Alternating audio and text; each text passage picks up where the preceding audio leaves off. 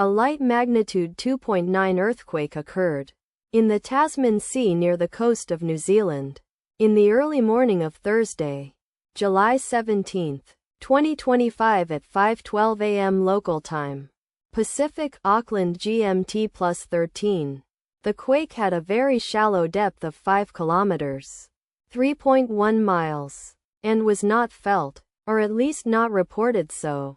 First to report, GeoNet, NZ. After 1 minute, the earthquake occurred 2 days after a magnitude 3.3 earthquake had hit on Monday, July 14, 2025, at 5:58 p.m. local time, Pacific, Auckland GMT +12, in 71 kilometers, 44 miles, distance to the south.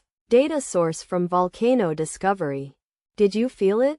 Let us pray. May the earthquake that occurred not affect our brothers and sisters there. May the earthquake not happen again. And may God protect everyone. Amen.